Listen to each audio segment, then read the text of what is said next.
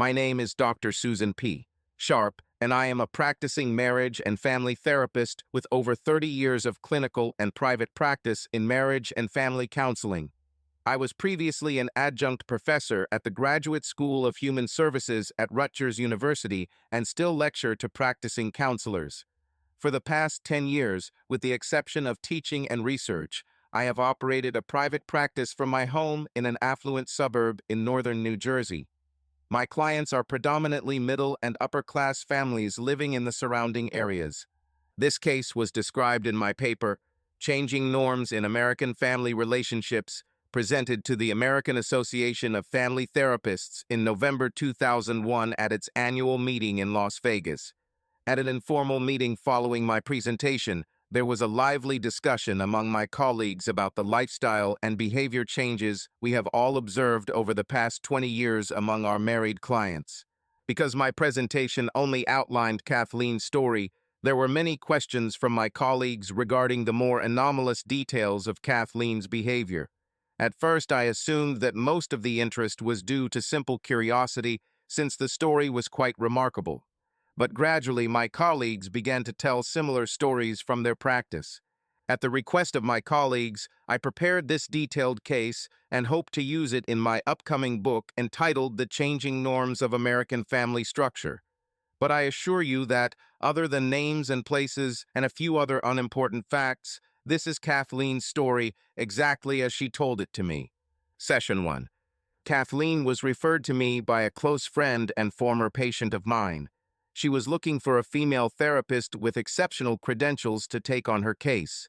One of Kathleen's criteria was that the therapist be local and in private practice. The fact that I work from my home, which is in a fairly affluent and more rural area of northern New Jersey, was important to her.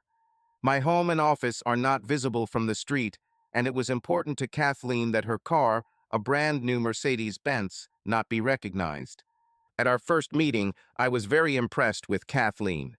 She was 34 years old and dressed tastefully in an obviously expensive business suit that appeared to be tailor-made. Under her jacket, she wore a creamy lace camisole, which gave it a feminine yet attractive business look. Kathleen appeared to be about 5'7" and in excellent physical shape. She had the slim body of a dancer. Her most attractive feature was her piercing blue eyes and jet black hair that commanded attention. I guessed she worked out or had a personal trainer since she looked slim and toned, not muscular, but without any signs of fat or the secretary fatness that is often found in the more affluent professional women I see. At our first meeting, I spent a lot of time getting information about Kathleen, her family history and background. Kathleen reported that she is a licensed CPA and a partner in one of the large local firms in the city. As she told me about herself, I realized that I recognized her from a photo in our local city newspaper, where she writes a weekly column, actually, more like an advertisement about small business and tax issues. Kathleen placed sixth in her class at Columbia University and completed her studies in 3 years. She then went to graduate school and received a degree in corporate taxation. Throughout college and graduate school, Kathleen lived at home with her parents, who are still alive and married to each other. Her home life seemed stable and relatively calm. She grew up in a religious Irish, a Catholic family, and had a younger sister, who is now a practicing pediatrician in the Chicago suburbs, with whom she has a close relationship. She only started dating after her first year at university. Her dates throughout college and graduate school were casual and informal. She only had one love interest during this period, and according to Kathleen, her studies were a priority, and this early relationship did not work out. After graduating from graduate school, Kathleen was courted by all the major accounting firms and began her career as a junior auditor at one of the Big 8 firms in Manhattan. It was there that she met and married her husband, Bill, with whom she lived for 11 years. Shortly after her wedding, Kathleen decided she wanted to start a family while she was still young and wanted to return to her career in accounting once her family was started. It was during this time that she left her booming career in Manhattan to take a position at the local accounting firm where she is now a partner. Although Kathleen had 3 children, she continued to work, albeit with reduced hours, throughout her marriage. Bill, whom I met only after a few personal sessions with Kathleen, is a tall and relatively handsome man of about 35 years old. He is now a partner in the international accounting firm he works for and appears to be a hard-working and devoted husband and father. Although he sometimes seems distant and withdrawn, there is no doubt that he loves his wife and enjoys the life he and Kathleen have been able to provide for their family in this prosperous community. At our first meeting, I was impressed by the research Kathleen had done before contacting me. She knew about my previous teaching position and had even read one of my published articles on family therapy written for professionals. Kathleen is organized, smart, and capable. She is a person who takes charge and has an imposing presence. She is involved in several local charities, coordinates the annual donor drive at her parish church in which she is active, and was former secretary of the local tax. At 34 years old, she is the epitome of a successful modern businesswoman and mother of 3 beautiful children. After my initial interview with Kathleen, I was curious about her reasons for contacting me. She seemed well-adjusted and capable. I assumed that our work would deal with issues related to her husband and his behavior, and was surprised that he did not join her at our first meeting, since it is almost impossible to conduct family therapy when only one party is present. I started with my usual question. So, Kathleen, tell me why you think you need my help. Dr. Sharp, lately my life seems to be falling apart, and I really don't know where to turn. So far, everything has been going pretty much as I planned, but lately certain events.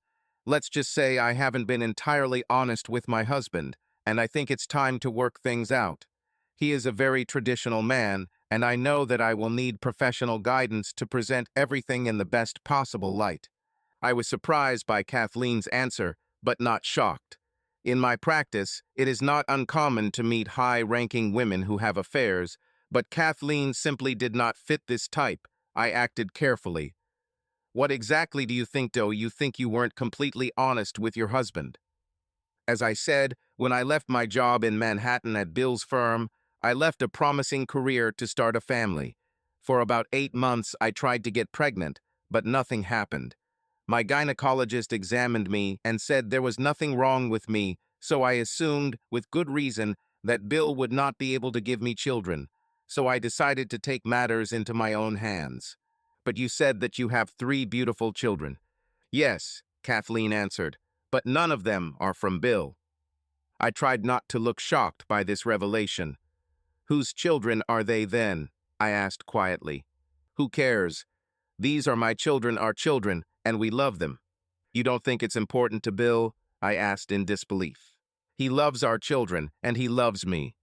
It shouldn't matter to him. After all, if we adopted children, they would not be biologically ours. I never thought that simple biological issues should interfere with my plans for happiness. So you never told him? Not yet. That's why I'm here. You don't think Bill would be interested in knowing how you got pregnant? What led to you having children with another man? Was it just one man? I do not know exactly. Kathleen lowered her eyes and muttered, I'm so confused. Everything didn't work out the way I planned. Oh, Dr. Sharp, I really don't know what to do. For the first time, Kathleen's professional, controlled demeanor began to crack, and she began to sob quietly. I handed her a napkin and waited until she could pull herself together. I have to admit, by this time my head was spinning, and I needed time to process my thoughts, look over Kathleen's file, and think about what she had told me. Our session was almost over, and I realized that my usual 45-minute consultation would not be enough for this client. Kathleen, our time for today has come to an end. Let me suggest the following. Obviously, you have a lot to tell me, and all of it will be important for your therapy. I would like to schedule you for the last consultation of the day so that we can have a double session, longer if necessary. I would also like to record your story and transcribe it. I don't usually do this, but I think in your case it is necessary. The recordings will be completely confidential, as will the transcripts. They will be useful to me not only in your therapy, but also in some of the research I am doing. Will this suit you? Yes, it will, Kathleen answered. I want you to know the whole story, and I will be glad to help you in your research. I want you to know that I am not a bad person. I love my husband and my family and have always wanted the best for them and for myself. I'm not the kind of person who likes to settle for second place. I know that when we're done, you'll understand and hopefully be able to help me get my life in order. I smiled warmly at Kathleen and walked her out. As she walked away, I shook my head in disbelief, and her words echoed in my mind. No, Kathleen, I really don't understand. Session 2. SS. Okay, the recording seems to be working. How are you feeling today, Kathleen? K. Okay, thank you. And you, Dr. Sharp? SS. I've had a long day, but I'm glad to see you today. Let me first briefly summarize and introduce the record. Kathleen sought my help with a problem that had been going on for several years. She has been unfaithful to her husband, Bill, who is unaware of her affair and is now looking for a way to end the situation and move on with her marriage and relationship with her husband. Unfortunately, there is a complication. None of Kathleen's 3 children are her husband's biological children, and he is unaware of this fact. Does that properly sum up our current situation, Kathleen? K. Well, I would like to clarify a few things so that everything is clear and written down correctly. SS. Continue. K. I have never had an affair and do not consider myself unfaithful to Bill. As I see it, my main problem now is that I have not been completely honest with my husband about my work. SS. And about your children. K. That's right, both about our children and the fact that Bill is not their biological father. SS. Kathleen, how can you admit that Bill is not the biological father of your 3 children, but still claim that you have never cheated on him or been unfaithful? Don't you think you're playing with words? K. It's difficult. I think I need to start from the beginning. Then perhaps you can understand. SS. That's what we're here for. Start from the beginning. K. Okay, Bill and I got married in 1991.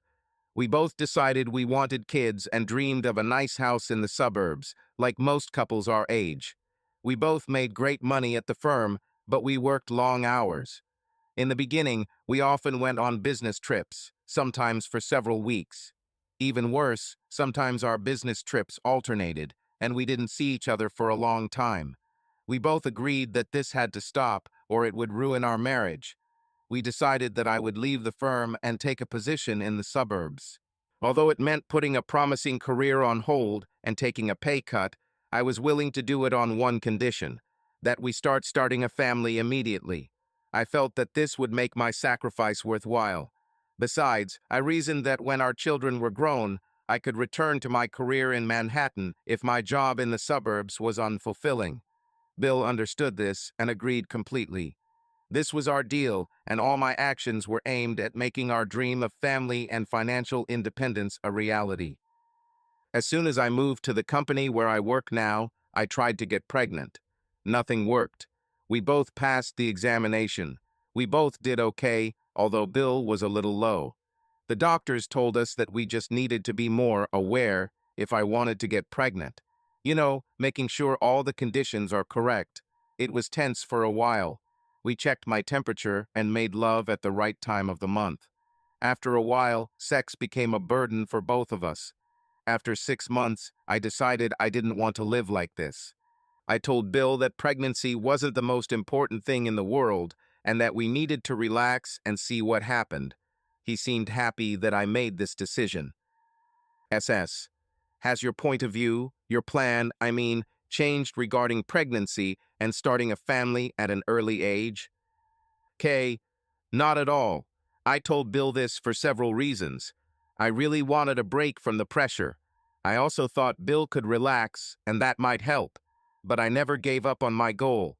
I think that was the first lie I told Bill. SS. You shouldn't be so hard on yourself. It's not really a lie, but rather a change in attitude. K. Well, when another 6 months passed and I still wasn't pregnant, I started looking at alternatives. As you know, Dr. Sharp, I am a very meticulous person. I considered artificial insemination, adoption, and all possible options. I came to the conclusion that they are all too expensive, too emotional, and not what I wanted. I knew I could get pregnant. The problem was Bill. So I started working on the real problem: how could I get pregnant and start a family without relying on Bill? Right after I was hired, my firm assigned me a client in Paterson who owned a bar. I think they did it as a joke. I was the youngest in the office and the only woman. The owners were two brothers, Tony and Vince Salerno. The bar, or rather it was a topless bar, was a seedy place in downtown Paterson and was barely turning a profit. I will never forget my first day on this account. Tony started calling me Sweet Buns after I introduced myself and was very condescending. Don't forget, these two were used to hiring slow-witted dancers and didn't believe that a woman could be smarter than them. 2 weeks later, I showed Tony, and he was the brains of the operation, that he was losing money at the bar. This was supposed to be their profit center. What businessmen? I helped them analyze their financial problems, and after 3 months they were making money like crazy, or rather, like crazy on their chests. When they saw how profitable this business could be, they told me about the opportunity to purchase a large existing club in Union, New Jersey called Ecstasy. The federal government sent the owner on an all-inclusive vacation to Allenwood, Pennsylvania, to their minimum security prison for tax evasion. The Salerno brothers could not even imagine where they would be able to get the requested $1.5 million that they considered necessary to purchase this club. I explained to them how they could legally buy this club. They gave me the go-ahead to represent them, and I was able to arrange a loan with a local bank after working on cash flow projections that I expected to see at the new club based on the Salerno brothers' experience. I was able to negotiate a final price of under $1 million for the new club and essentially brought the Salerno brothers into the big business at very little cost to them. By then, I was spending about 3 evenings a week with the Salerno brothers.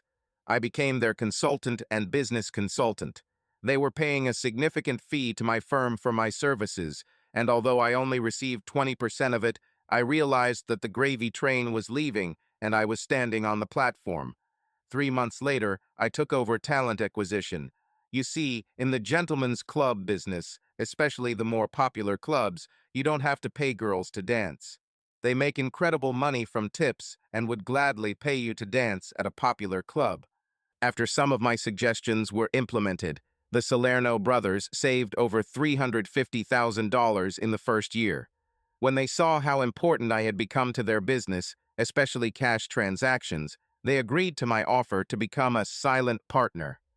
After all, if it weren't for me, the Salerno brothers would still be selling dollar beer to bums in Paterson. Tony and Vince put me on a $2,000 a week cash fee. This translated into taxable pay of over $200,000 per year, and I still received my small but steady share from my accounting firm. Everything was great for me. SS, how did you feel about working in such a dubious industry? I would imagine that a woman with your education and experience would be put off by working for this type of club. Didn't that bother you? K. Not really. Although my client's business was shady, I was not on staff and was not technically associated with the Salerno brothers. I was their accountant, a professional serving their clients. Are you worried that some of your clients are not very good people and you are trying to help them? SS. In some ways, I understand your point. Continue. K. By the end of 1995, the club was paying Tony and Vince salaries of $150,000 each on paper and 3 times that in cash. They began to worry about the cash amounts, especially in light of the problems the previous owner had. I offered them another deal. I opened several offshore bank accounts to funnel cash into and set up a channel to bring money back into the country legally, but tax-free. The Salerno brothers were delighted. I received 10% of all cash for this transaction. I was now accumulating about $180,000 annually in an offshore account tax-free on top of my cash royalties. During this time, Bill signed a contract with a large national manufacturing client and traveled frequently to oversee audits at their plants throughout the country. I felt desperate I had achieved so much success in a short time, but my dream of starting a family had not advanced one step. Although Bill was often away, we both loved each other and were committed to our relationship. It was during this period that I bought our current house in Alpine. To raise the down payment, I told Bill that one of my firm's financial clients had made us a personal loan. It was actually a loan from one of my offshore accounts. This was a great way to bring some of the money I was making back into the country tax-free and get a tax deduction for the interest. Bill was proud of my work in finding and financing our home while he was away on business. We both loved him and still do. Between buying a house, my private accounts which I took care of in the mornings, the club not opening until the afternoons, and afternoon visits to the Salerno brothers' office at the club, I was very busy. Although I was ahead of schedule financially and loved our new home, I was unhappy that I couldn't get pregnant. Now there was only one thing I could focus on: getting pregnant. Then one day I was talking to Cindy, one of the dancers working the day shift at the club. Cindy had worked at a bachelor party at the club the day before. I couldn't believe the stories she told me about what happened in our private room. You see, while I was hiring the talent, Vince Salerno was booking the bachelor parties. SS. But you must have known that such parties take place. K. Of course. In fact, it was my idea to use a private room for these parties. As you probably know, stag and hen parties are very popular. Almost everyone throws one of these parties, especially young people. We started receiving requests for parties almost immediately after the club opened.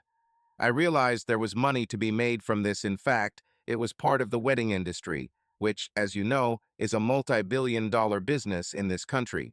I thought this would be a good way to supplement the club's business with a more predictable and profitable cash flow than bar revenue and admission fees. I convinced the Salerno brothers to set up part of the club's basement for these parties, and it was a great success from the very beginning. When it all started, Vince was doing the booking, which isn't really a difficult job. I thought these parties would be similar to what happened before we had a room. You know, a group of guys would come and start drinking and having fun, staring at the dancers and acting like little boys. SS. What did you learn from Cindy? K. Cindy told me that Vince had 3 levels of entertainment for these parties. The first one was as I expected. 1 or 2 dancers performed on a platform in the room to sexy music. The DJ, who was also a bouncer, announced them and got the crowd going. Usually, they brought the groom on stage and embarrassed him.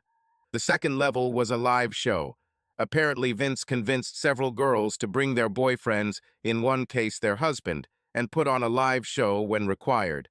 It cost an extra $2,000. The third and most vulgar level was that girls allowed men to touch them. According to Cindy, sex was not promised for the $3,000. Things remained rather unclear with talk of tipping and taking care of the girls. Apparently, the Salerno brothers' lawyers warned them that anything more specific would be considered illegal. So it's just a private party where the girls become friendly and get tips based on how friendly they become. The girls only get paid about $200 for 2 hours of work at these parties, $400 for special parties.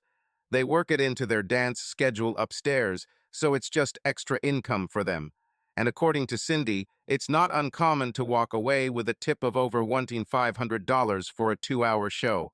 That's not bad for a girl who would otherwise be making $8 an hour as a waitress. SS. So Cindy was part of the special entertainment last night? K. That's right. I could barely speak while listening to what she was telling me. The party was large, about 25 men, all young corporate workers. After dancing for a few minutes, Cindy stripped naked and invited her groom on stage.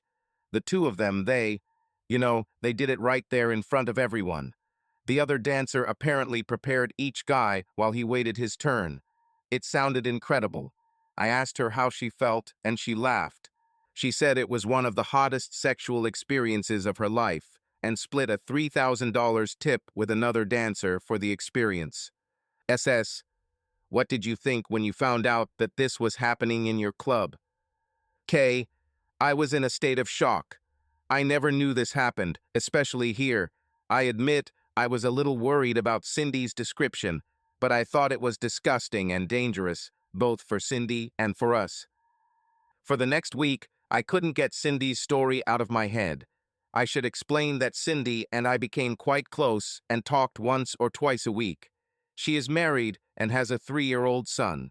I could never imagine that she could do something like that, and even worse, enjoy it. But as the weeks passed, I realized that Cindy was still the same person I had always known, happy, carefree, and supporting her family as best she could. I think I was waiting for something terrible to happen. Then it began to dawn on me that no one really cared what Cindy did or what happened in the private room of the club, and no one ever would. That's when I started formulating my plan. SS. This is tape 2 of our second session with Kathleen, our first in-depth therapy session. Before we broke for a tape change, Kathleen was describing her reaction to learning about what goes on at the club's bachelor parties. What did you mean when you said your plan? K. During this time, my unsuccessful attempt to get pregnant really depressed me. I had already ruled out invasive and expensive medical procedures and adoption. I kept thinking about how stupid Cindy was and how she could have gotten pregnant from any of the men she was with at that party. I did feel a little jealous that she could get pregnant any time she wanted, but I couldn't, despite my best efforts. She didn't have to worry about her husband's low ability or whether he was home at the right time of the month or in the mood. Just sign up for the party and that's it. 25 young men ready to make you pregnant. If you want a blonde man with blue eyes, no problem. Future doctor or dentist, just choose the right father. It started out as a bit of a joke that I made up for myself to get me through the depression of being constantly disappointed when Women's Days came around every month. SS. Kathleen, are you really saying that you seriously considered becoming a prostitute to get pregnant? That would be crazy. K. At first, I thought so too. Like I said, it was kind of a private joke, a dream. But after a while, I began to analyze the situation, and my business brain turned on. I've made a list of all the reasons why this is a bad idea. I didn't know who would be at these parties. Men could be sick or idiots. One of them could be an undercover policeman. Then I started thinking about the booking process and how I could control it. I contacted Tony and Vince 2 weeks after speaking with Cindy. I told them I was concerned about what was going on at the parties. I asked them if they had release forms drawn up by our lawyers, if they checked who the guests would be, and if they had a way to find out if any of them were undercover cops. Of course, the answer to all these questions was negative. I told them they were crazy to risk their investment in the club for these parties, and that someone should monitor the bookings to make sure everything was legal. At the end of the meeting, I was put in charge of party bookings. As promised, I visited our lawyers and asked them to draw up a detailed contract that protected the club. They explained to me how to negotiate for entertainment and how to avoid accusations that we were involved in illegal activities. After I took on this task, I dated a man who booked a party, usually a witness, and forced him to sign a contract that included certifying that no guest was a member of or worked with any law enforcement agency. I asked the witness to provide me with a list of the names and addresses and professions of each guest. I explained that this serves two purposes: to make sure that no one is a police officer, and so that if there is trouble, we know where to find them. Our more educated clients were actually pleased with this new thoroughness. Nobody wants their party to turn into an awkward event, especially for rich people with reputations to protect. What I didn't tell our guests was that this list was my way of getting an idea of the type of gentlemen who would be attending the party. Were they bankers or a motorcycle club? Now, at least I had some ideas. What I could not find out from the documents, I could find out from a friendly conversation with a witness, who often happily told the beautiful lady almost everything she asked. After months of working with bookings, I realized that most of my fears about who would be at these parties could be quantified and dealt with rationally. SS. But Kathleen, you were undoubtedly concerned about your personal safety. After all, a beautiful young woman, who knows what might happen? K. At first, yes. In fact, I asked Cindy about it. She just laughed as, She told me that the men who visit our club, and especially those who come to these parties, are like obedient lambs. She said they would do anything she told them. Sit down, stand up, touch, don't touch. They were like little boys obeying their mother. She reminded me that there are always one or two bouncers at a party, and there are others upstairs in the club. No man, she explained, wants to have his fun interrupted in front of his friends by a 100-pound woman, let alone a 250-pound bouncer who could rip him limb from limb. At first, I thought she was exaggerating. There's a lot of drinking at these parties, I know. I look through books every week. But after a couple of weeks, I was personally convinced of her observations. Believe me, Dr. Sharp, you are safer in the club than in your own home alone with your husband. SS. So you were planning on being one of the girls at the party? It's hard to believe, Kathleen. K. I wouldn't say that at that moment I made the final decision to become an evening girl or get pregnant at a bachelor party at a club. I still had serious doubts. I never cheated on Bill. In fact, I only had sex with one other man before marrying Bill, and it was pretty unimpressive. Let's just say I was open to the possibility and kept that possibility open to me. SS. How did you think you could do something like that? K. Actually, I didn't think I could. That is, no matter how much I planned and researched, it would have been a big leap into the unknown and a terrifying experience. But I had a plan for this too. I decided to try dancing on stage at a club first to see if I had what it took to be the confident, sexy woman who should take charge at a party like this. It was a small step, but an important one. SS. Are you saying that you decided to become a dancer to test yourself? K. Yes, Dr. Sharp, and I'm proud of it. It was an amazing experience. SS. What time is it? 4:30. Okay, we have another half hour, and then we'll call it a day. How are you feeling? K. Okay, it's actually very liberating to share that with someone. SS. Great. Let's continue. Where did we leave off? As I remember, you talked about your decision to become a dancer in a club. Do they still call it that? K. Our employees are called exotic dancers. And yes, we settled on how I decided to try dancing in a club. I realized that if I couldn't get on stage, take my clothes off, and squirm in front of a bunch of men, I would never be able to go through with my plan to get pregnant. What if I get so scared that I start shaking or run out of the room crying? I would be humiliated. I was talking to Cindy one afternoon, and we started talking about dancers, how much money they could make, and what it felt like to be on stage. I told Cindy that I really admired her courage, that she could go on stage and dance in front of all these men.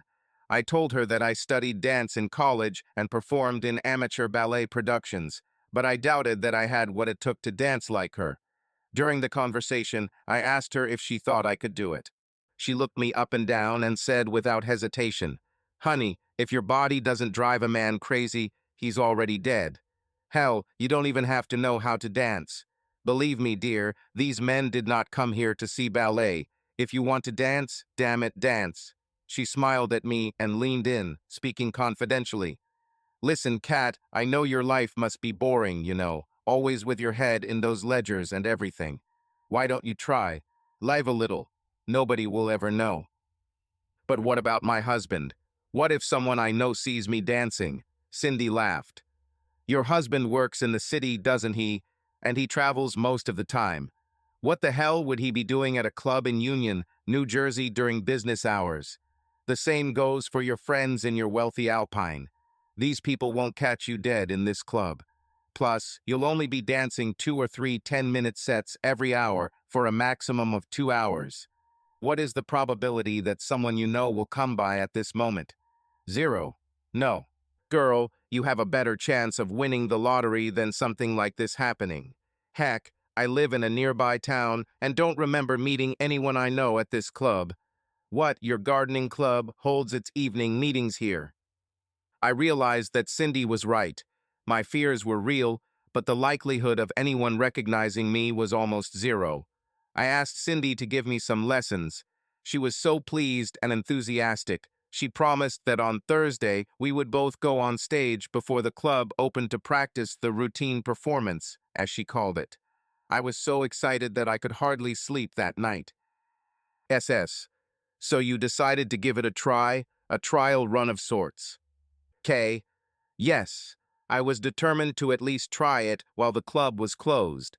Until 1 p.m. the club is pretty empty, just a few girls, a few bouncers, and of course Tony and Vince. SS. You were willing to let them see it, Kathleen. I can't believe it.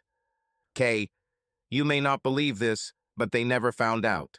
The next day was Thursday. I met Cindy in the girls' dressing room where we were trying on some costumes, which were actually lingerie and thongs. I told Cindy that I would be humiliated if Tony or Vince saw me. She told me that they saw a lot of girls dancing, and I wouldn't be the first. I don't think Cindy understood my relationship with the Salerno brothers. I didn't want Tony or Vince to know about my decision to dance in the club. Cindy assured me that when she finished my makeup, not even my mother would recognize me. Cindy gave me a short blonde wig that covered my jet black hair. She also got several temporary tattoos on her shoulders and above her left breast. I chose a lime green thong that really showed off my curves. When I looked in the mirror, I couldn't believe my eyes. I didn't recognize the woman looking at me. It was a strange feeling. Now comes the test. I was so excited that I started shaking. I could barely walk in the 4-inch clear plastic high heels Cindy gave me. Cindy led me by the hand into a bar area that I rarely went to. Vince was leaning over the bar and talking to one of the bartenders. Cindy turned on the jukebox and almost pushed me onto the stage, then leaned against the bar next to Vince and watched me dance. Vince asked her who the new girl was. Cindy told him that my name is Lisa and I just arrived from Fort Lauderdale. He didn't even recognize me. I danced to 2 songs and then left the stage. I was so excited. It was like I became invisible and could do whatever I wanted. I really flew. I was confident that I could pull it off without Vince or Tony realizing that I was a new dancer. I took the name Lisa Walker and signed myself up for the dance schedule for Wednesday afternoon. Since dancers are not on the payroll, the file I created for Lisa did not require a social number or other verifiable information. Since I was doing the booking, it just had to look official. I told Vince and Tony that I wouldn't be able to come on Wednesdays for the next couple of weeks due to commitments to our parish blood drive. This ensured that I could come and go dressed as Lisa and not arouse suspicion. Tuesday night before my debut, I was nervous. Surprisingly, I also experienced strong feelings that I could not explain. I now realize that this was sexual tension that I had never experienced before in my life. For the first time in years, I initiated sex with Bill. When he made love to me, I kept seeing myself dressed as Lisa and dancing in front of all these men. I felt really uncomfortable with these thoughts and emotions and couldn't understand where they came from. You see, I've never done anything this risky before. I think it was the hottest night we'd ever had at that point. SS. Did you tell Bill that you were going to dance at the club the next day? K. Oh, Dr. Sharp, Bill didn't even know about the club. He thought the Salerno brothers were in the restaurant business. I would never tell him about this. SS. So all this time you didn't tell him about your participation in this club? K. No, I did it partly to protect him and partly because it gave me more freedom to, do what I wanted without having to listen to him preach. You see, Bill is very conservative. He would never approve of my offshore account idea or the tax-free money I was making. Without telling him, he remained an innocent bystander. We could enjoy the fruits of my creative accounting without his guilt ruining everything. SS. But you discussed your work with your husband. After all, you're both accountants. K. We agreed from the very beginning not to discuss clients with each other. We both agreed to leave our jobs at the office. This way, there was no way for Bill or I to mention any confidential client information that could cause problems. So, in fact, the topic of my work with the Salerno brothers was never discussed as much because of mutual agreement as because of my desire not to reveal what I had gotten myself into. I hope you don't discuss the details of your client's problems with your husband. SS, you're right. I do not do this. Kathleen, before you continue talking about your experiences dancing on stage, I would like to take a slight detour and discuss your relationship with Bill. In particular, your sexual relationships. During this period when you were planning to dance in a club, how would you describe your relationship with your husband? K. Well, Bill went on business trips a lot. Before this, we went through a rather difficult period when I was trying to get pregnant. Even when I took the pressure off, our sex life didn't really return to normal. I don't think I could ever describe our sex life as exciting. She was more warm and loving than hot and steamy. SS. Did Bill satisfy you? K. Well, I think I would answer yes to that. You see, I didn't have any great sexual needs or expectations when we got married. There were many other things that were much higher priorities for me. I didn't really think much about sex. We did it. It was fun. This is what married people do. I think I could say I was satisfied. SS. How would you describe your sexual repertoire? Limited, normal, advanced, kinky? K. Definitely limited in hindsight. SS. Why did you choose this description? K. Well, it's a little awkward. I don't blame him. I wasn't interested in sex back then and would probably be disgusted thinking about some of the more creative things couples do in bed. I think we were both a little uptight about sex, and the way we approached it reflected that. SS. What now? K. Dr. Sharp, this is a really unfair question. Bill is a very gentle and loving man. Over the last 4 years, I've experienced things, sexy things that most women can't even imagine.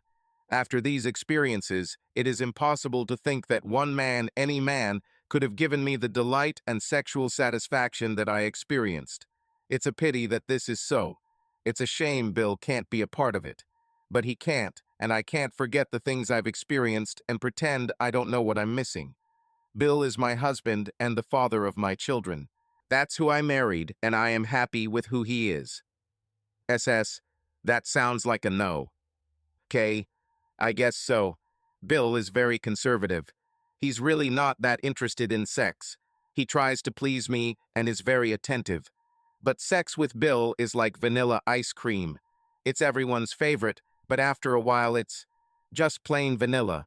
You need to understand that I'm not here to complain about Bill or change him. My life is perfect the way it is, but it can't continue like this. Something has to change.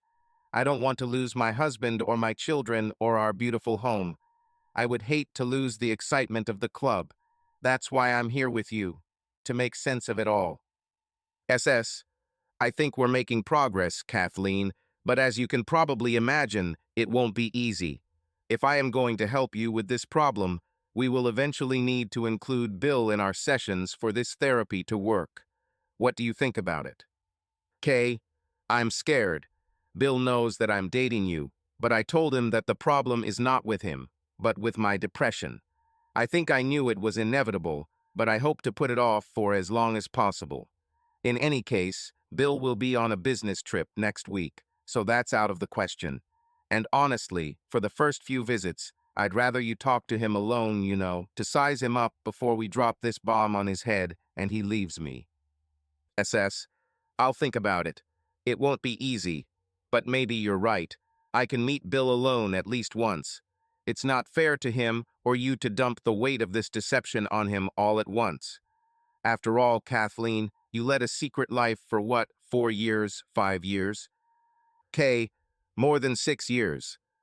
SS.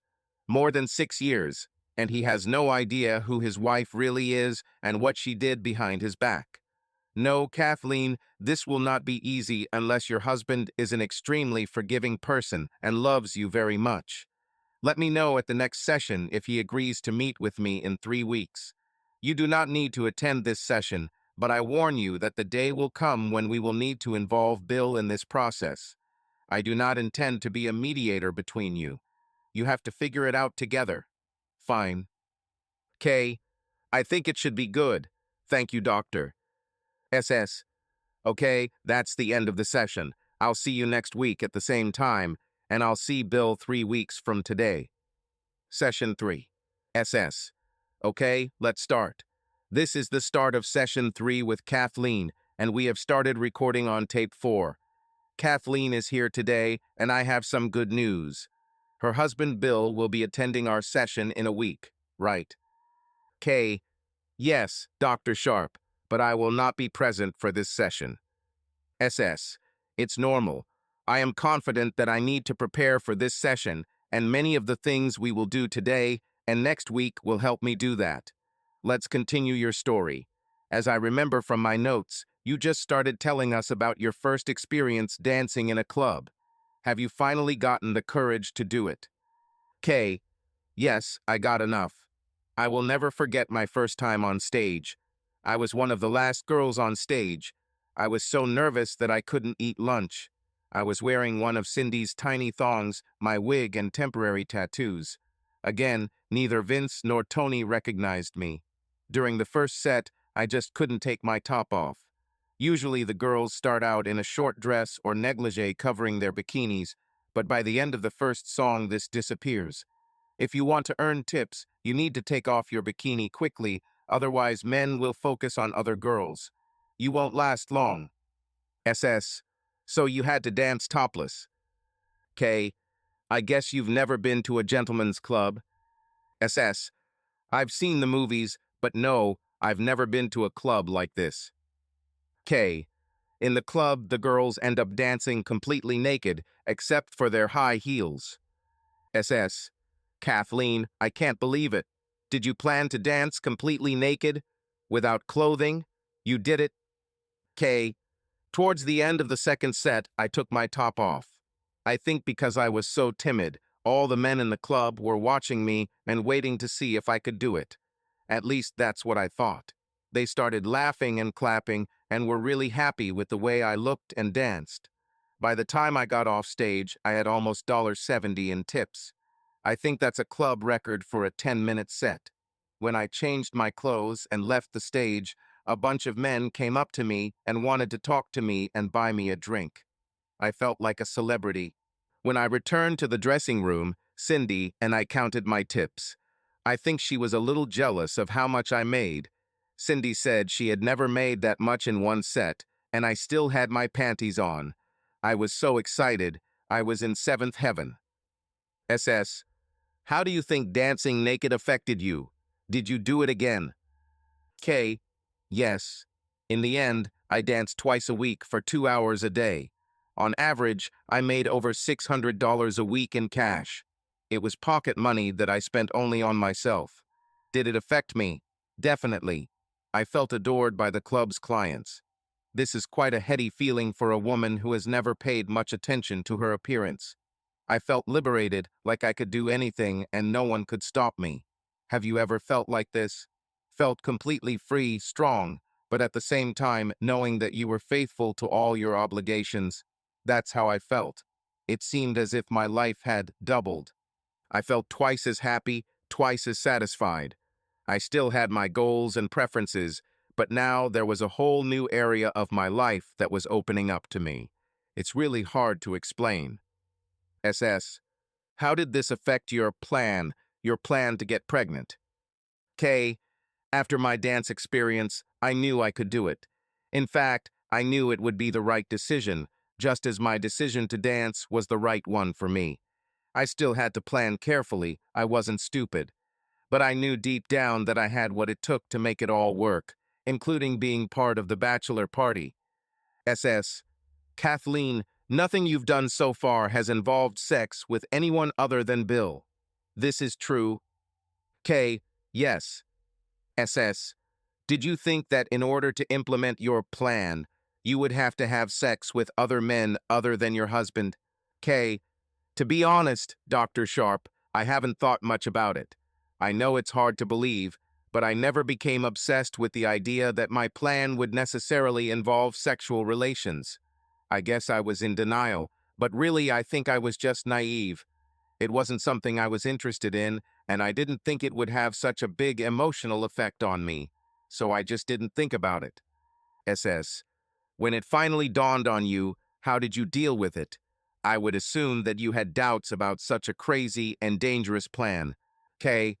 On the contrary, the idea of my new identity as Lisa and the idea that I could let myself go sexually on stage appealed to me. I wanted to experience these new feelings of being a seductive, sexy woman who is an idol for a whole audience of men. In fact, my plan now involved adding this aspect to my life, an experience that I had never allowed myself to contemplate, let alone participate in. I wanted everything and I believed I could have it. SS. Were you now ready for such sexual experiences outside of your relationship with Bill? K. No, not really. How can I explain this? It was necessary. If I wanted to get pregnant, to realize my plan, I needed to have sex with other men. This was not an option. It could be unpleasant or it could be exciting. I decided that I would view it as exciting, as a growth experience. Dr. Sharp, I've never done anything like this before, or even thought about it. This was something new for me. Dancing warmed me up to this. But to be honest, I didn't dwell on it. But at the same time, I didn't care that it had to be like that. SS. So you started dancing twice a week. Surely your husband suspected something. K. Not at all. I kept my suits in a duffel bag in the guest room. Bill is not very homely. He never goes through my things, let alone the guest room. He never suspected anything. SS. Weren't you really tormented by your conscience, hiding this from him? K. No. This was my business, kind of my job. As I said, we rarely discussed our work. It was just another job. It was a business, and it was my business. SS. When did you finally decide to participate in one of the bachelor parties? K. My first opportunity came about 3 months after I started dancing. An attractive young man came to me to book a bachelor party for his friend. They were both wealthy investment bankers working in Manhattan. I'm sure their annual bonuses were twice what Bill and I made each year. In any case, the guest list for this party was full of young, wealthy professionals living mostly in Manhattan and New York. I realized that if there was ever a right opportunity to implement my plan, this would be it. SS. Are you physically attracted to this young man? K. Actually, yes. But this did not greatly influence my decision. It's just that all the factors came together this time. SS. I take it you have finally decided that you will be one of the girls at this party? K. Yes, I convinced the best man to schedule the party for Friday night, which is my best day. In addition, Bill was on a business trip, but was expected home on Saturday morning. I wasn't ready to come back from this adventure and jump straight into bed with my husband. But it was an important part of my plan to have Bill and I make love around the date of the party so that he would think he got me pregnant. SS. It looks like you thought it through. K. Everything except what will actually happen. I convinced Cindy to be the second dancer at this party and swore her to secrecy. She just thought I was going through a wild phase. I didn't tell her I was trying to get pregnant. Friday night after dinner, I called Bill and told him that I had to go to one of my fundraisers and that I would be back late in case he called me and I wasn't home. If he had called my cell phone, I would have told him I had turned it off for the meeting. As it turns out, he didn't call, so the issue didn't come up. SS. Didn't all the lies bother you? K. Yes, I was. But I saw it as a surprise for Bill, like planning a surprise party. I knew he would be delighted when he found out I was pregnant, and he was. SS. Even knowing so much about you, I still find it hard to believe that you, of all people, decided to go through with this. I want you to tell me everything that happened that night and how you felt so that I can better understand your motives and state of mind. K. Well, Cindy and I arrived at the party around 9:30. Phil, one of the regular bouncers, was there as our chaperone. We danced together for about 30 minutes. After we finished dancing, we were both naked, and the men were ready for some fun.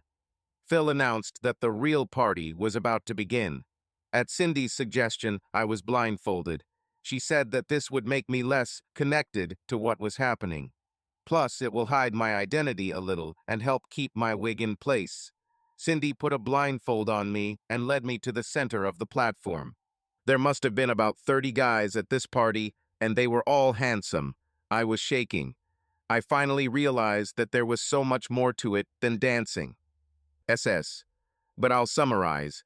You were blindfolded at the party, and many of the men, out of the 30 that were there, rated them at 12, correct? K.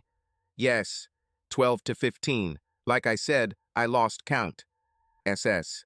About 15 of them had sex with you and were not using pregnancy protection. K. Yeah, I think it was, some of them, and to be honest, I was beside myself and lost count. But that sounds about right. SS. And you said you liked it. Did you enjoy this experience? K. Yes, I liked it. I never thought it would be like this, but I really enjoyed it. SS. Was it sex? K. Well, as I already described, the sex was incredible, beyond my imagination. But it was much more. Even though I was blindfolded, I felt like I was in control of the situation. It's so hard to explain. All these men wanted me. I felt like a goddess. And yes, the physical experience, sex, was something I had never experienced before in my life. SS. You settled on the fact that you and Cindy were in the locker room. K. Yes, she tried to clean me as best she could, as I have said. SS. So you went home after you showered. K. Yes, somehow I was able to get home. SS. Were you able to sleep that night? K. Well, my head was spinning, but I still fell asleep. SS. You didn't feel guilty about the way you behaved or about what you did to your marriage. Have you felt any remorse? K. No. SS. Well, then what were you thinking? K. It's a little embarrassing. I was thinking about sex. Then I fell asleep exhausted. SS. And Bill came home the next day. K. Yes, right before lunch, around 1 p.m. SS. Did you invite him to make love when he returned, as you planned? K. Yes. SS. How did you feel doing that? K. I attacked him. I think he was very surprised. I told him it was that time of the month, but I've never been so assertive before. SS. Did you find it difficult to initiate sex with your husband the morning after you slept with all these men? K. No, I was thinking about last night. I couldn't control myself. SS. What did Bill say when you told him you wanted to make love? K. He seemed reluctant at first. I think he was tired after the trip. But God, how he smiled when we finished. SS. So you don't think he suspected something? K. No, why shouldn't he? SS. Well, it's not unusual for people who have done what you know, cheated on their spouse, to be nervous, to suspect that there are some signs that they were unfaithful. K. No, Bill had no idea what happened. He would never know. I really wasn't too worried about him suspecting anything out of the ordinary about my behavior. SS. But it was like that. K. Yes, I was different. I realized this over the next few months. SS. What do you mean? K. I'm embarrassed to admit it, but I immediately signed up for another party. I kept telling myself that I really didn't know if I was pregnant, and, just to make sure. SS. Kathleen, you could wait to find out. I cannot believe it. It sounds like you are becoming addicted to such slutty behavior. K. I think it was. In fact, I hosted 5 more bachelor parties before I stopped. I was 3 months pregnant at the time. SS. So I think that suggests that getting pregnant was not your only motivation for participating in this. K. No, not really. I have already explained my motivation. I'm not naive, at least not anymore. I'm pretty sure why I did what I did. After the first time, yes, other motivations appeared. I became addicted to it, pure lust. But only after I experienced it, not before. SS. So eventually you realized you were pregnant. Tell me what you told your husband. Did you feel guilty? K. Yes, I felt a little guilty. I certainly didn't tell him. By the way, I've slept with about 20 men, and one of them is the father, if that's what you mean. But I was also excited, and I think fulfilled is the best word to describe it. My plan was a success, and my dream of having a child so that Bill and I could have a family was about to come true. There was just something else in the equation now, my awakened sexual desires that I almost felt the need to satisfy. SS. What about Bill? Why couldn't he fulfill these desires for you? K. Many reasons, actually. Even now it's almost funny when I think about it. First of all, I didn't want Bill to find out about the new me. I went back to being very passive about sex and letting him lead. I knew that if I became a tigress in bed, he would eventually realize that something had changed. So you see, I was forced to keep my lives separate. I wanted to continue to be the Kathleen that Bill fell in love with and married, but I still wanted to explore Lisa's sexuality. You understand? SS. Yes, I understand perfectly, but I don't agree. And I have to tell you that what you did, what you are doing, is not healthy. You can't be two different people. It's a psychological disorder. K. I'm not schizophrenic, if that's what you mean, and frankly, I didn't come here to be cured of my new sexual passion and awareness, Dr. Sharp. I think it's hard for you to understand. It's hard not to judge, but I really enjoy my life, every aspect of it. I don't want to be cured. SS. Then what do you want, Kathleen? What do you want from me? K. I want my husband, whom I love with all my heart, to accept me for who I am. I want you to help me tell Bill who I really am and try to convince him that our lives can continue as they have for the past 6 years. This is so bad. SS. Once you let the genie out of the bottle, you can't get him back. Look, Kathleen, I'm sorry if I was being judgmental, but that was inappropriate here. This is your life, and you have the right to live it as you see fit. We're almost out of time. But I have one more question before we continue next week. If you are so happy with your life, why do you want to break the rules and tell your happy but unaware husband about your other life and that your 3 children are not his? Why don't you just keep it a secret? K. Because I have to. I'm being blackmailed. Session 4. SS. Okay, let's start. This is our 4th session with Kathleen, and this is tape 6. K. Good afternoon, Dr. Sharp. Sorry I'm late. I had to take my eldest daughter to dance class and got stuck in traffic. SS. It's okay. I was just looking at my notes from our last session while I was waiting for you. First, let me confirm that Bill will be coming next week. K. Yes, that's true. SS. Without you. K. Yes, he will come alone for the first time. SS. Okay, before we pick up where we left off last week, I'll tell you what I'm planning for this session. I've already started the process of transcribing our last 4 recordings. Just so you know, the girl who transcribed your notes worked nonstop until I kicked her out at 10 p.m. every night. She couldn't stop working. K. I think they were pretty hot. Can you imagine if that one recording hadn't ended? SS. Anyway, the reason I started transcribing the tapes so soon, while we're still in the process, is because I plan to give Bill the transcript to read before our meeting. I believe this is the best way to expose his behavior to my husband in a more impartial manner. Also, I looked at the transcripts, and it's clear that you really love and care about him when you read them. I'm sure he'll be shocked, but that's something I'll have to deal with in my professional role. K. This is so scary for me. I can't imagine letting him read these transcripts. This seems cruel. But I also can't imagine sitting next to him in this room and telling him what I told you. I'm sure everything will turn out wrong. SS. That was pretty similar to my assessment of the situation. We can let the transcripts tell your husband the facts. This will allow me to deal with his emotional reaction once he's finished. I hope your husband is not violent or angry. K. No, by no means. He will never be violent and is very controlled, even when angry. SS. Then everything is decided. I still have to work out the details before meeting him, but you have a general idea of how I plan a session. I'll just ask you not to upset him before he comes to me. K, okay?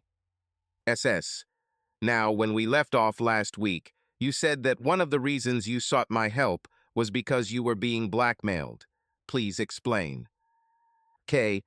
About a month ago, Tony Salerno called me into his office. He had his typical smirking smile. His brother Vince was there as usual. He asked me to sit down and then turned to Vince and said, "Well, our accountant. How's it going, Lisa?" I looked at them both in silence. Finally, I said in a quiet voice, "How did you know?" Vince laughed and said, "What do you think, we're stupid?" I think I lost my temper and spat out, "Yes, to be honest, I think so." Tony frowned. "Forget about how we found out. We know you're into bachelor parties. What do you think it's like for us to realize that our partner is a prostitute?" It was like a physical blow to the face. My cheeks turned red and I seethed with anger. "What's going on, Tony?" I asked, afraid of the answer. Vince laughed.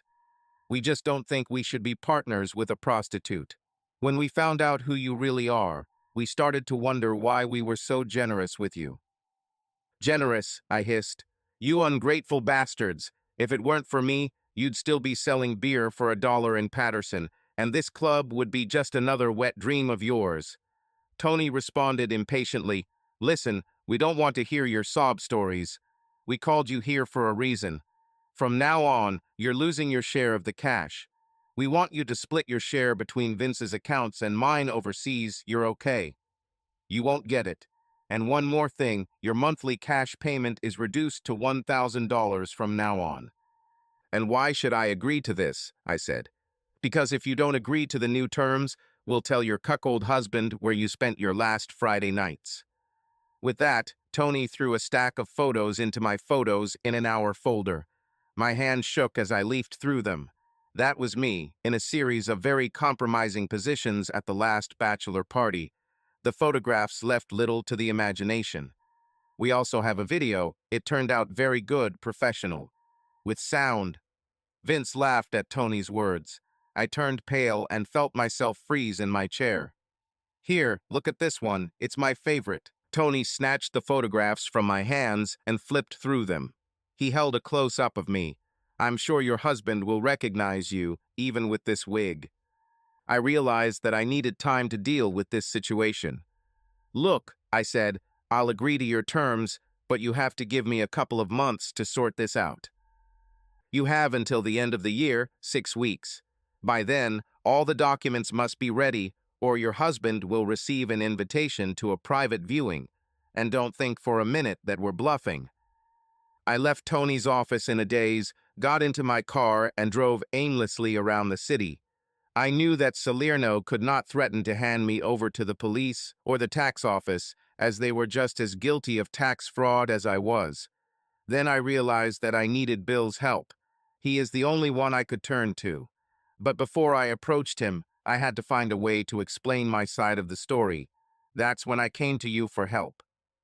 SS. Why didn't you just accept Mr. Salerno or didn't leave the club? Wouldn't that solve your problem? K. Dr. Sharp, if it weren't for me, this club wouldn't exist at all. I accumulate over $200,000 per year tax-free overseas from the club. This money is reinvested and grows faster than if it were invested in this country. Plus, not counting tips from dancing and parties, I now make over $4,000 a month in cash from the club. This is a decent amount of pocket money for my family and is tax-free. There's no way I'm going to give up that kind of money because of threats from those two Italian bastards. If I tell the truth, Salerno, they could leave the club tomorrow and no one would notice them. And I know that incomes would increase since they spend money like water on all sorts of useless things. To make matters worse, I recently signed a contract for a resort hotel in the Caribbean and need at least 6 months of additional income from the club to close the deal, or I will lose a significant advance. I just can't let them squeeze me like that. SS, you sound angry. K. I am angry. That's why you have to help me. I will not give up because these two thugs are going to take away from me everything I've worked for all these years. I have to explain everything to Bill. SS. Kathleen, I have been counseling couples for almost 30 years, and I have never had a more difficult task than the one I face now. You must prepare for the worst. I don't know your husband, but it seems unlikely to me that you will be able to get your old life back, although I don't think you should continue some of the actions you describe. Please be reasonable in your expectations. K. Dr. Sharp, I came to you because you are one of the best in your field. I'm sure you can convince Bill to see the situation from my point of view. I'm not going to lose my husband's love or the life I've worked so hard for all these years because of Salerno's threat. Salerno. I know you can help. SS. We'll see. Let's see. Session 5. SS. I'm dictating this recording before Kathleen's husband, Bill, arrives for his 3 p.m. meeting. I scheduled him for the early afternoon and cleared my calendar to allow him to read the entire transcripts of his wife's previous sessions and then spend time with me discussing his reactions and feelings about what he had read. I spoke to Bill twice on the phone after my last session with Kathleen. He seemed calm and cooperative, but slightly reserved and cautious. I intend to allow him to read the transcripts without interruption in my presence, so that I can gauge his reaction and intervene if he is unable to complete the reading. SS. So, Bill, I'm glad you were able to complete reading your wife's transcripts without interruption. As we discussed on the phone, I intend to record our conversations so that I have a complete transcript of your wife's case. Does this suit you? SS. Excuse me. B. I said that suits me. SS. Well, what is your reaction to what you read? B. What do you mean? SS. How did you feel when you read the transcripts? B. Angry. SS. Because of your wife's behavior, I guess. B. No, because of these bastards, Salerno. SS. I don't understand, Bill. B. I want to go there and beat them both. SS. Is this your only reaction, your only feelings? Anger at Salerno? B. No, I'm surprised, very surprised. SS. With what? B. I never knew that Kathleen had a secret interest in the club. I feel like a fool for not thinking of this. SS. What? B. I never suspected that she was the quiet partner, you know, in the club. SS. Sorry, Bill. Is that the only thing that surprised you about your wife's transcripts? Weren't you surprised that she was an exotic dancer at the club and a girl of the night at bachelor parties? B. No, I knew it from the very beginning. SS. Excuse me. B. I knew it from the very beginning. I found her gym bag containing her dance costume about a week after she started dancing. I suspected something was wrong, so I didn't go to work for several days when I was supposed to be on a business trip and kept an eye on her. I wanted to know what she was doing. I was curious. SS, tell me about it. B, I found the suit one weekend. She couldn't dance for more than a couple of weeks. This was more than 6 years ago. At the bottom of the bag was a napkin that said Men's Club with an address in Union. I was supposed to go on a business trip that week, but instead I sent one of our junior employees and took a few days off. I went to the club on Monday afternoon. There were photographs of the performers at the entrance. I recognized Kathleen when I saw a photo of Lisa wearing the same green bikini I found in her bag at home. I asked the bouncer at the entrance, and he said she dances on Tuesday afternoons. The next day I was there again. SS, she didn't recognize you. B, no, I played the same game as her. I hid my sandy hair under a dark wig, put on a matching mustache, and bought a pair of fake, black glasses. I must have looked like a nerd and about 15 years older. Of course, I was sitting in a dark corner. SS, what was your reaction when you saw your wife on stage? B, my reaction. I was stunned. I couldn't believe it was Kathleen. My brain was spinning. You know, it's her. It can't be her. Finally, when I looked closely at her mannerisms, I realized without a doubt that the woman dancing on stage completely naked was my sweet, conservative wife. SS. How did you feel when you finally realized it was really her? B. What did I feel? All possible feelings. The feeling of shock, betrayal, anger, and I was excited. In fact, when I calmed down, I felt proud that she was able to do this. I was proud of my hot wife. SS. But how did you feel when you saw all these men looking at your wife, naked? B. I felt pride, pride that she was mine. Eat your hearts, I thought, until I saw her first dance on the table. SS. Dancing on the table, what do you mean? B. I noticed that Kathleen didn't mention this. The dancers must approach the customers after their routine and persuade them to buy a drink and pay for the dance on the table. SS. Are they dancing on the table? It sounds dangerous, especially in those high heels. B. No. SS. Did Kathleen do this in public? B. Many times, and she was very good at it and very popular. SS. You must have been angry or jealous or both. B. It's funny. Once I got used to the idea of her being an exotic dancer in a club, I just accepted it as part of her job. And as always with Kathleen, she was very good at her job. She never allowed men to touch her, and as far as I saw, she never went any further. I never saw her leave the club with any man. SS. How many days did you watch her? B. I don't want to admit it, but I became obsessed with it. I tried to skip work every Tuesday so I could see her dance. When I couldn't come, I was incredibly jealous and full of expectations. I was addicted to it probably more than she was to dancing. SS. So you were a secret observer of your wife's secret life. I'm glad I have it on record because my colleagues would never believe it. I'm amazed that you never told her about your passion for her dancing. B. I wanted to many times. SS. Why didn't you tell me? Why didn't you discuss this with her? B. Many reasons, I think. I didn't want her to get tied up Nala that I was rummaging through her things and watching her. I hoped, and perhaps feared, that I would find something even more interesting in her actions. And of course, I found it. SS. You mean bachelor parties? B. Yes. I was also afraid that if I revealed it, she would stop. I didn't want this. I just didn't know how to tell her that her dancing turned me on, and that I was even more in love with her. It was a lot of things. SS. This all sounds very complicated. Let's move on. You mentioned that you eventually found out that she was participating in bachelor parties.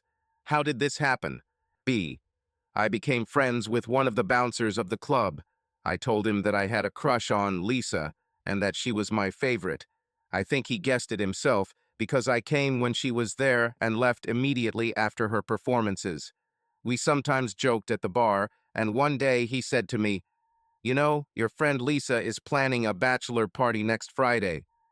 I thought for a few minutes and stared into my drink. "How can you get to a party like this?" I asked him. "Well," he said, "if you know a bouncer who works at the party, it can be arranged for a fee, of course." My heart was pounding. At that moment, I was ready to pay this guy any amount to get to that party. Luckily, he only asked for $100 and offered to take me inside when the action started. My mind was racing as I drove back to my office in Manhattan. I went from feeling happy about my luck to feeling depressed, knowing that my beautiful, loving, conservative, professional wife had agreed to become a plump prostitute for not just one man, but a room full of young bachelors. For a while, I thought I should stop her before it went too far. Then I thought, if this is what she really wants, screw her. I reasoned that stopping wouldn't do any good, because if that's what she wanted, she'd find another time and place to do it, probably when I couldn't watch. So I decided to take my digital camera with me to use as evidence in my divorce. Dr. Sharp, I was on the edge. SS. Did you see her that night? B. Yes. I told her I had to leave for a business trip the next morning and wouldn't be back until Saturday afternoon. My plan was to take the photos on Friday night, print them out on Saturday morning, and then confront her with it when I got home. I knew I couldn't be with her until Friday, I just couldn't. That night I lay next to her in bed, seething with anger. Every possible thought was running through my head. I was furious that she was able to sleep like an innocent angel, as if nothing was happening. I think I had a lot of emotions that I didn't want to admit. SS. Are you saying that you liked that your wife was willing to behave like that? B. I guess so. Now I know it's true. But that night I was confused and angry. I couldn't sleep and left early in the morning before Kathleen woke up. I just couldn't look at her. SS. Tell me about that night, the Friday night bachelor party. B. Well, I was in my masquerade. I was really afraid that she would recognize me, and I wanted to catch her in the act, take pictures with her and all these men. I waited outside until the bouncer came out after me and took $100 from me. I then tried to blend into the background in the corner where a few party guests were standing. When I walked in, the music was playing and Kathleen and another dancer were stark naked under the bright lights in the center of the room. When I realized she couldn't see me, I relaxed a little and took a drink. The DJ then announced that the fun was about to begin. When I saw them blindfold Kathleen, I was in awe. This gave me the freedom I needed to get closer to the action without giving myself away. I immediately walked up to the stage and got my camera ready. I don't know what it was, but I realized how much I love this woman and how much I want her, how much I really crave her. I think that's when I decided that I could never leave her, that I could never hurt her. I wanted her so bad. I started taking photographs and became interested. I'm ashamed, but I brought some of them with me. I expected that I would need them as ammunition when I spoke to you. SS. You brought photographs. Do you have them with you? B. Yes, here they are. These are digital, so I printed them out on my computer. This is Kathleen, Lisa, with blonde hair. The brunette is Cindy. SS. There really were a lot of men there. It's hard to believe. Even though Kathleen told me this story, seeing these photos. B. Isn't she beautiful? SS. Bill, you are a wonderful person. You really love her. B. She was incredible. SS. What were your feelings when you took these photographs? You must have been desperate. B. By then, all I could think about was how sensual Kathleen was. Look at this photo. This is the most amazing. SS. I have never seen anything like this in my life. Bill, I know you love your wife, but how can you look at these photos and not feel jealous or disgusted? B. Dr. Sharp, I love my wife. I enjoy seeing her happy. You can see by the expression on her face that she is happy. SS. But weren't you worried about her? Didn't you know she could get pregnant? B. I was very aware of it. There was a bowl of protective equipment next to the stage. As the men began to line up, I began handing them out, reminding them that they needed to protect themselves. Thanks to me, everyone who entered Kathleen was protected. SS. But that's not what Kathleen said. She got pregnant. B. Pause. I didn't use protection. SS. You mean you got in line too? B. Yes. 3 times. Dr. Sharp, when Kathleen left that night, she was pregnant with my child. SS. This story is becoming more and more incredible. You are sure? B. Absolutely. I did the DNA tests myself. SS. What about your other 2 children? B. Same thing. SS. You must have been a regular at those parties. B. I haven't missed a single one. I wouldn't miss it for the world. SS. But Bill, even if the children are yours, what about her behavior? All these men, how can you live with this? B. Dr. Sharp, this may seem incredible, but knowledge about.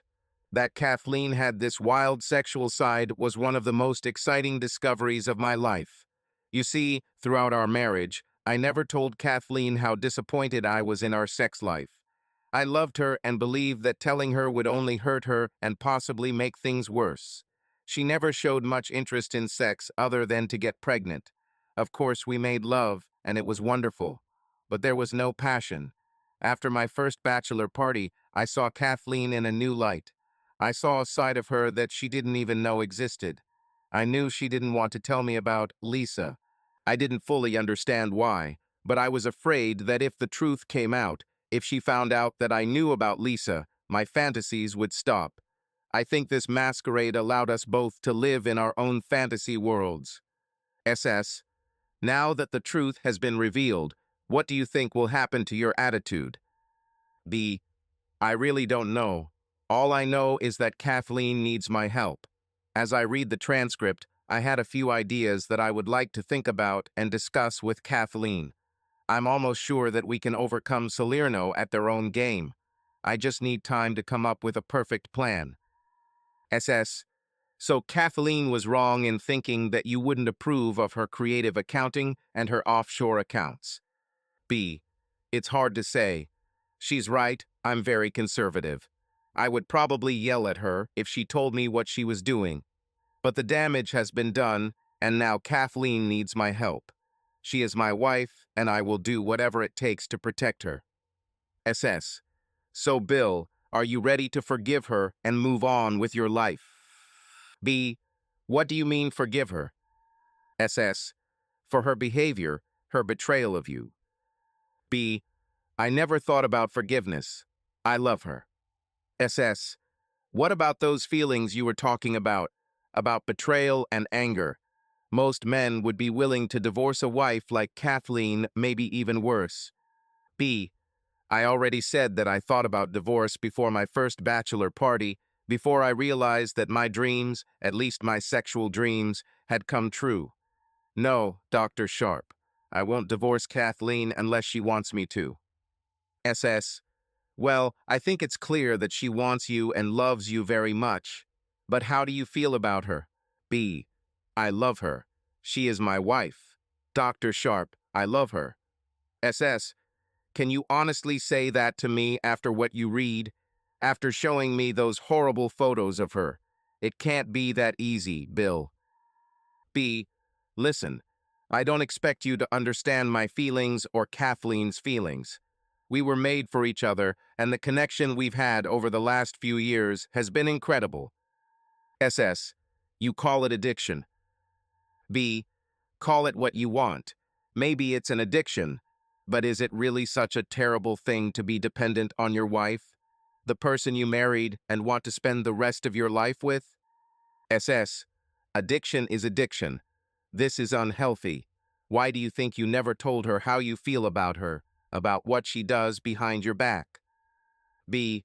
I was afraid. SS. Yes, Bill, afraid of what? B. I was afraid it would change everything. I was afraid that she would choose her life as Lisa over me. I'm still afraid I won't be able to compete with it. SS. I understand. I can understand that. It's interesting. You both seem to want to maintain the status quo. You know this is no longer possible. B. I know. What should I do? What should I tell her? Honey, I've been to all your sex parties and watched you have sex with hundreds of men, and it really turns me on. Think about it. Where do I go from here? SS. You have to face her. You should talk to her and tell her how you really feel. That's why you're here this afternoon and why I'm here. We need to get to the bottom of this. What are your true feelings, Bill? B. Now I mainly feel ashamed that I was not a man to tell her that I knew about her adventures, and that I love her even more. I don't know, I can't imagine talking about this with her. SS. Bill, I know you're upset. Try to explain to me what's bothering you. B. I don't think it's right for a husband to really enjoy what Kathleen does. This doesn't seem right. However, the more I think about it, the more I know that I love her and accept her for who she is. Can you believe it? SS. Do you think she'll believe it? B. No. SS. Why not? B. This is not normal. It's really incredible, although I swear it's true. Do you think she will believe me? SS. If what you say is true, if this is what you truly feel about your wife, then I trust that she will believe you. Do you yourself believe what you say? B. Dr. Sharp, don't think that this life of deceit and voyeurism did not bother me. I'm not proud of it. I intentionally never thought about any kind of closure to this. I can't imagine telling her about this, discussing it with her. It's so awkward for both of us and so confusing. But I swear to you that I love Kathleen and am ready to accept her with all her shortcomings. If only she can accept me with all my shortcomings. SS. And what are these, your shortcomings? B. I'm a coward. I'm afraid to run into my own wife. I'm afraid to come to the realization of my own actions. I believe deep down that I will never be able to satisfy Kathleen sexually. SS. You seemed to be saying earlier that she doesn't really satisfy you unless you're looking at her at one of her parties. Or does this extend to your love affairs at home? B. Our love relationship is very simple, very discreet. I know that we are both afraid to show each other what we really want from our sexual relationship. I know I'm afraid, and reading Kathleen's transcripts, I'd guess she did too. I know her, and it's not just because she didn't want me to suspect that there was a Lisa hiding inside her. SS. This is the great unknown that you both must deal with. I'm sure you two will work it out. I have rarely seen a couple loving each other so much. And Bill, you are a wonderful person. Kathleen is very lucky to have a man who loves her so much. I'm confident that once you overcome this obstacle, it will be a learning experience that will teach you to be open and honest with each other, despite your fears of her reaction. B. I hope so. SS. Well, there is no time like the present. I was expecting this to be a long and drawn-out session, but it's only 4:30 p.m., and we have until 7 p.m. Since you have upended all my plans with your revelation, I think there is no better time to invite Kathleen to these sessions than tonight. Do you have her mobile number? B. Yes, 201-298-3343. SS. Hello, Kathleen. No, he didn't leave. He's right here, and he loves you madly. Can you come to my office right now? You're very close. Fine. No, I'll tell you when you come. Fine. See you. B. What did she say? SS. Luckily, she's in the car on the way home, and she's nearby. I think she'll be here in a few minutes. Now, before she arrives, is there anything you want to ask me? B. What should I tell her? SS. Well, I'll tell her about our session. I'm sure she'll have questions about how you knew, what you saw, and so on. It doesn't really matter tonight.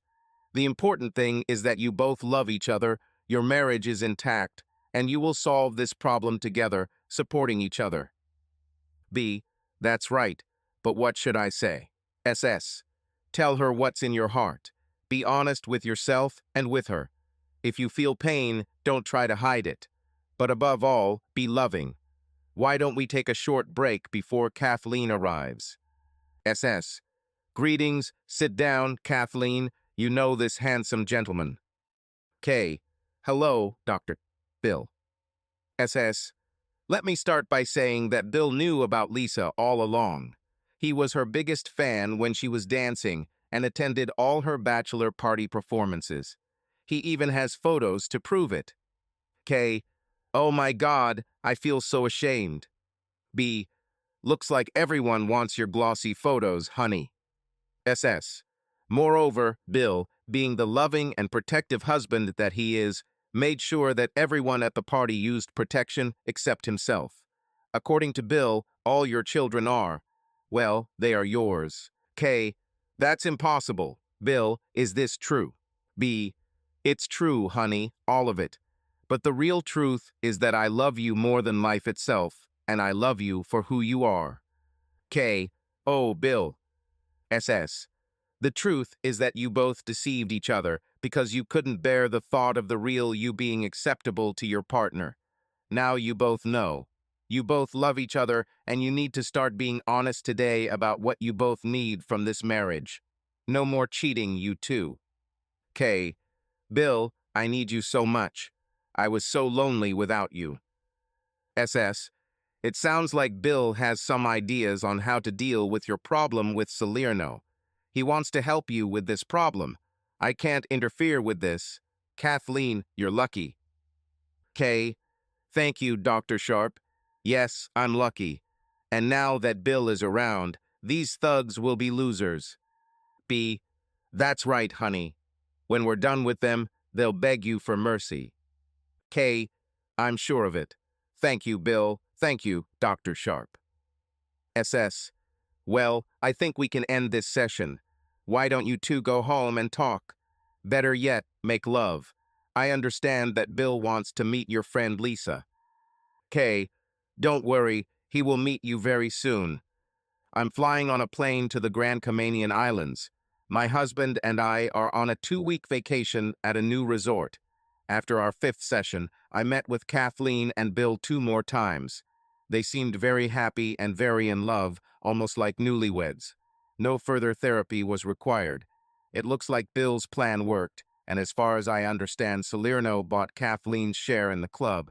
A significant amount, as I understand it, was transferred to offshore accounts. Kathleen closed the deal on the hotel, and 6 months later, the family moved to Grand Cayman to manage the hotel. Bill left his job and is now Kathleen's partner in her new venture. The last information I received in a phone conversation with Kathleen is that the hotel is for couples only and has a slightly adult theme. I can't imagine what we'll find when we get there.